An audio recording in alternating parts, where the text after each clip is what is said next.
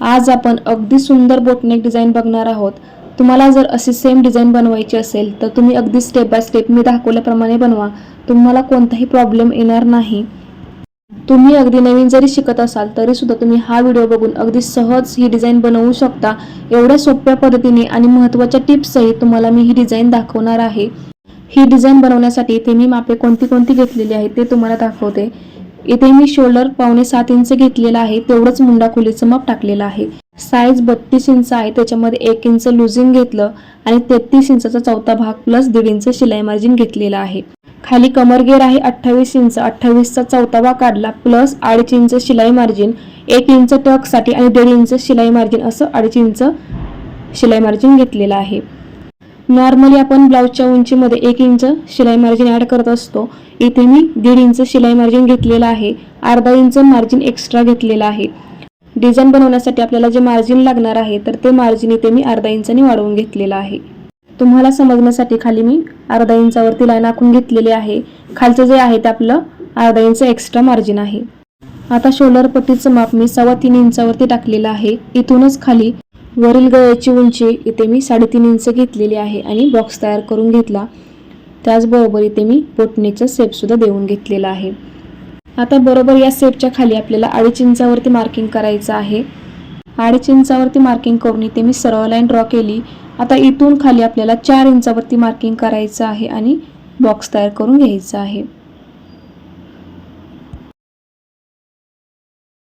Box तयार करून घेतल्यानंतर इथून खाली 1.5 इंचावरती मार्किंग करायचं आहे आणि इथून खाली 3 इंचावरती मार्किंग करायचं आहे आणि हे दोन पॉइंट जोडून आपल्याला अशी तिरकस लाईन आखून घ्यायची आहे, कारण आपल्याला इथे सुंदर डिझाईन क्रिएट करायची आहे आणि या पद्धतीने आपल्याला शेप देऊन घ्यायचा आहे। व्हिडिओमध्ये दाखवल्याप्रमाणे आपल्याला सुंदर असा शेप देऊन घ्यायचा आहे। तर बघा शेप देऊन घेतलेला आहे। आता कटिंग करून घेऊया। कटिंग करताना व्यवस्थित बघा आपल्याला कशा पद्धतीने कटिंग करायचं आहे। कटिंग केल्यानंतर असे आपले दोन पार्ट तयार होतील। दोन्ही पार्ट सेपरेट केल्यानंतर हा जो अस्तरचा पार्ट आहे तो साईडला ठेवून द्यायचा आहे, त्याचा वापर आपल्याला पुढे होणार आहे। आता हे दोन्ही पार्ट साईडला ठेवून मेन ब्लाउज पीसचं कटिंग करून घेऊया। हा जो ब्लाउज पीस आहे तो पैठणी साडीमधला आहे, त्यामुळे दोन्ही साईडला काट आहेत। तर एका साईडचा काट आपण इथे डिझाईनसाठी वापरणार आहोत, तर त्यासाठी इथे मी काट सेपरेट करून घेतलेले आहेत आणि ब्लाउज पीसच्या बंद बाजूवरती हा दुसरा पार्ट ठेवून घेतला आणि अर्धा इंचाचं मार्जिन ठेवून हा पार्ट कट करून घेतला आणि वरच्या पार्टसाठी आपण हे काट कट केलेले आहेत। आता हे पार्ट कसे तयार करायचे ते बघूया। पहिल्यांदा खालचा पार्ट तयार करूया। त्यासाठी मेन ब्लाउज पीसची सरळ बाजू वरती केली आणि त्याच्यावरती अस्तर मी ठेवून घेतलेला आहे। अस्तर हलू नये यासाठी पिना लावून घेतल्या आणि वरच्या साईडने 5 इंचावरती टिप मारून घेतली। वरच्या साईडचे एक्स्ट्रा कापड कट करून शेपच्या कडेने कट मारून घेतले। आता अस्तर ओपन करून अस्तरवरती आपल्याला दाबटीप द्यायची आहे। वरच्या साईडने जे आपण 5 इंचावरती टिप मारलेली आहे ते मार्जिन अस्तरच्या साईडला करून आपल्याला अस्तरवरती दाबटीप द्यायची आहे। दाबटीप देऊन घेतल्यानंतर वरच्या साईडने आपल्याला कडेने टिप देऊन घ्यायची आहे।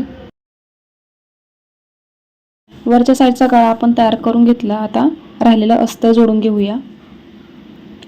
अस्तर जोडून घेतल्यानंतर एक्स्ट्राचं कापड कट करून घ्यायचं आहे। तर बघा आपला खालचा एक पार्ट तयार झालेला आहे। आता दुसरा पार्ट तयार करूया।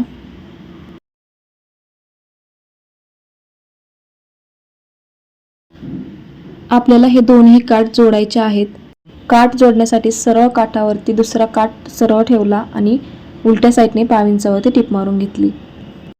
तुम्हाला जर वरच्या साईडने दाबटीप द्यायची असेल तर तुम्ही देऊ शकता, इथे मी दाबटीप देणार नाही। दुसरा पार्ट तयार करण्यासाठी काठाच्या सरळ बाजूवरती अस्तर ठेवून घेतलं आणि कडेने पिना लावून घेतल्या। आता खालच्या साईडने आपल्याला 5 इंचावरती टिप मारून घ्यायची आहे। टिप मारताना मार्जिन कमी जास्त करायचं नाही, अगदी एकसारखं 5 इंचाचं मार्जिन पकडत आपल्याला टिप मारायची आहे। फक्त खालच्या साईडने 5 इंचावरती टिप मारून घेतली आणि एक्स्ट्राचं कापड कट करून घेतलं। शेपच्या कडेने कट मारून घेतले आणि आता आपल्याला अस्तरवरती दाबटीप द्यायची आहे। दाबटीप देणं कंपल्सरी आहे। दाबटीप दिल्यामुळे अस्तर आतमध्ये इझिली फोल्ड होतं। दाब टीप देऊन घेतली. आता वरच्या साईडने आपल्याला टीप मारून घ्यायची आहे.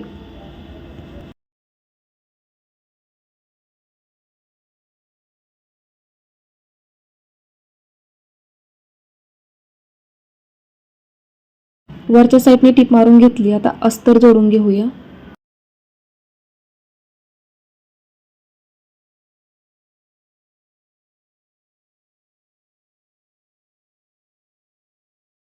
अस्तर जोडताना अस्तरच्या अगदी कडेने आपल्याला टीप मारून घ्यायची आहे. अस्तर जोडून घेतलेला आहे. आता एक्स्ट्राचं कापड कट करून घेऊया.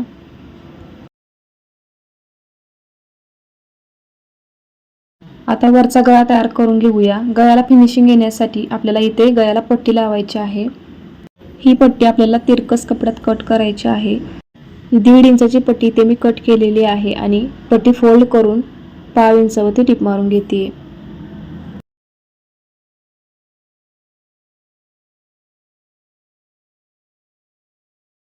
पाव इंचावरती टीप मारून घेतल्यानंतर गळ्याच्या साईडने आपल्याला कट देऊन घ्यायचे आहेत आणि पट्टीवरती आपल्याला दाब टीप द्यायची आहे.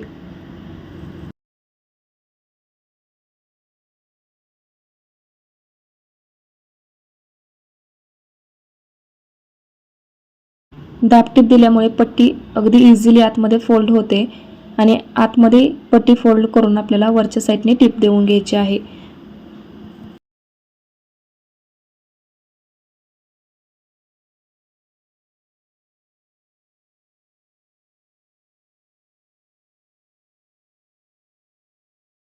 वरचा गळा आपला तयार झालेला आहे. आता आपल्याला खालच्या साईडने लेस लावायची आहे.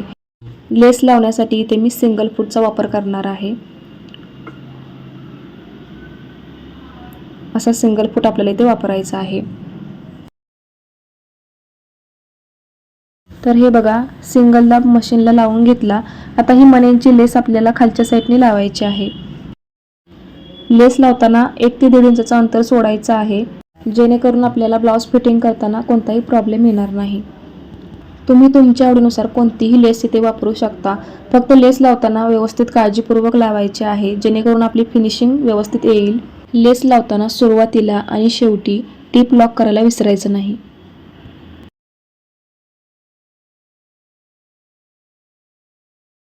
तर हे बघा, लेस लावून घेतलेले आहे. आपला वरचा पार्ट तयार झालेला आहे. दोन्ही पार्ट आपले तयार आहेत. आता हे दोन्ही पार्ट आपल्याला जॉईन करायचे आहेत. तर त्यासाठी आपल्याला वरच्या पार्टचा मध्य काढायचा आहे. वरचा पार्ट फोल्ड करून मध्यावरती मार्किंग करून घेतलं. सुरुवातीला कटिंग केल्यानंतर हा पार्ट आपण साईडला ठेवला होता, तर तोच पार्ट मी इथे घेतलेला आहे आणि ह्याचं मार्किंग करून घेतलं.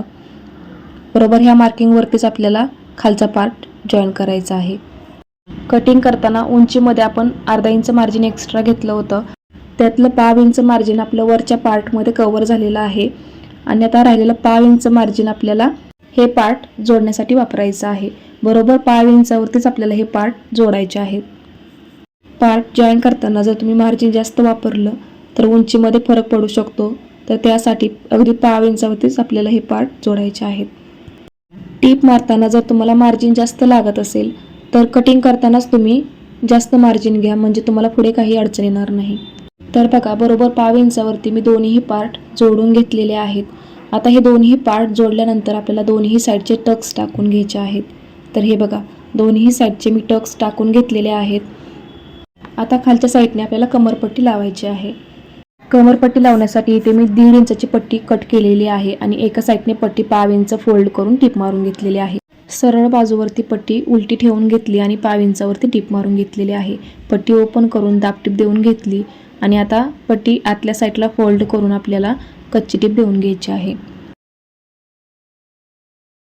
तर हे बघा, अगदी कमी वेळात आपली सुंदर बोटनेक डिझाईन इथे तयार झालेली आहे. डिझाईन कटिंग करण्यापासून ते अगदी शिलाई करण्यापर्यंत तुम्हाला अगदी सावकाश आणि सोप्या पद्धतीने मी सांगण्याचा प्रयत्न केलेला आहे. तुम्हाला व्हिडिओ कसा वाटला मला कमेंट करून सांगायला अजिबात विसरू नका. व्हिडिओ जर तुम्हाला आवडला असेल तर व्हिडिओला लाईक करा, शेअर करा आणि हो, चॅनलवर नवीन असाल, अजून चॅनलला सबस्क्राईब केलं नसेल तर नक्की सबस्क्राईब करा आणि सबस्क्राईब केल्यानंतर शेजारी जे बेल आयकॉन आहे ते प्रेस करा. पुन्हा भेटूया अशाच एका नवीन इन्फॉर्मेटिव्ह व्हिडिओसोबत. तोपर्यंत बाय.